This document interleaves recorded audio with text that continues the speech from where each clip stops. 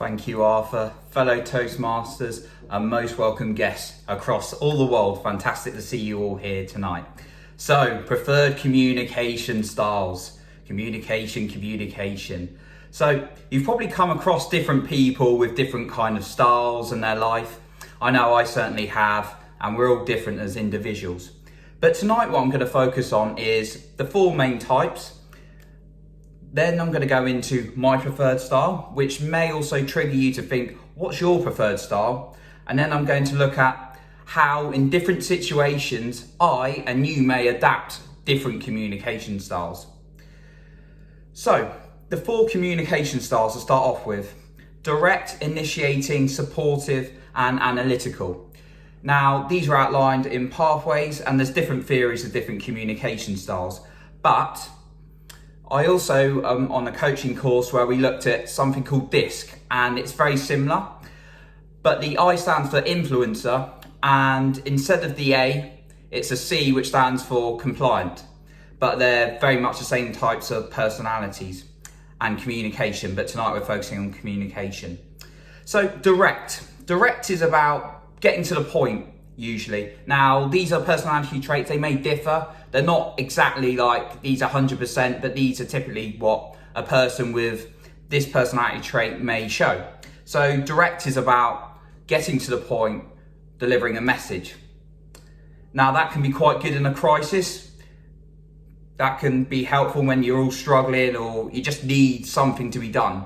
But a negative can be that it's quite blunt and you don't always necessarily take in other people's feelings and ideas. Initiating, this is very much associated with the kind of the bubbly, the sort of influencer, the sort of people person trying to persuade people. Now, this is going to be good with relationships and building new relationships or maintaining current ones, but there's a tendency that this type of communication may talk a little bit too much and not listen enough. Then the third one is actually different from that. This is supportive. So this is about listening a little bit more. These are kind of more active listeners. So listening to you in not just what you're saying, but your body language and really taking that time to absorb what you're saying. Now, the downside from this is that this communication style is sometimes seen with being a little bit indecisive and maybe a bit too quiet. But then we go on to the fourth one, which is analytical. Now, this is really, as it sounds a little bit, but really taking on board what people are saying, absorbing it and thinking it through. Now, this can mean less rash decisions or less rash statements, but on the downside, it can be seen as overthinking and a bit slow. So you can see there's all pros and cons. Now, about me, and it's going to be different for everyone, I define myself as more of an initiating person. I love a social situation, I like being around people, I like trying to persuade people, but I know people got their own opinion, but I respect that totally. And it's helped me develop lots of friendship groups, online, offline, all sorts of situations as I've grown through university, grown through the job world.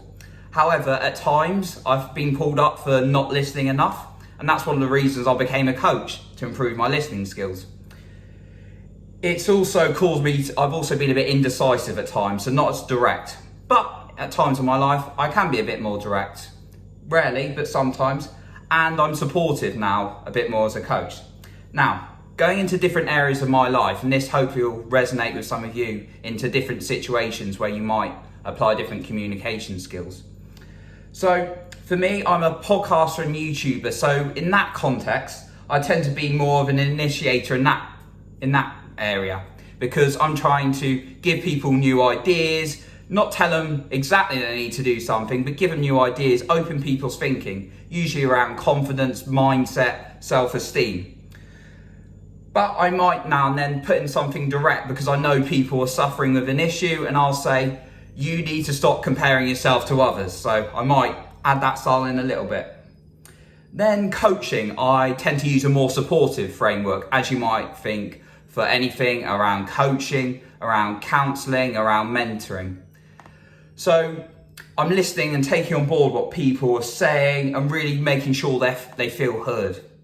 However, I might now and then be an initiator in terms of trying to build that rapport so they feel they can trust me and open up, that I'm a friendly person. And rarely I might be quite direct with a question when they're waffling a little bit and we really need to get to a point, or perhaps we're running out of time. I might be a bit direct and say, so what does that mean for you? What are you saying there? And then in my day job as a project manager, I tend to, again, be a bit of an initiator. Now, there's a stereotypical view that project managers can be quite direct, can be like, do this, do that.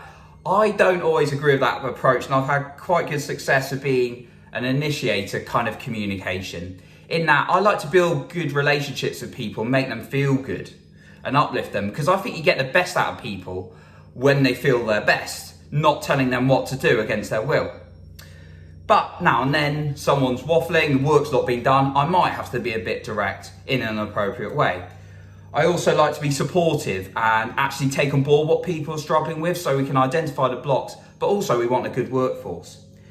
In my social life, I would say I'm a bit of an initiator and supportive. So I like to show my personality to new people, make new friends, but also I like to support people because people like to be heard. If you just talk about yourself all the time, people won't be interested. So people like to be heard, and I like to support my friends as well. And I'd like them to do the same for me. So it's that kind of mutual relationship. And then using other situations. So if I'm on a date, for example, I might use a combination of all of them. And that's a different social situation. So I'd probably be a bit supportive and an initiator to say stuff about me and listen to her, but also might be a bit direct because I don't want to appear non-indecisive. Anyway, that's my speech for tonight. I just wanted to wrap up and say you can have a preferred style of communication. So that might be being direct, might be an initiator, might be supportive, might be analytical. But it doesn't mean you can't change. It doesn't mean you can't use different styles in different settings. Really think about what's the best for you, but also what's best for the surrounding environment. So, thank you very much for listening, fellow Toastmasters and most welcome guests. Thank you very much. And that concludes my speech.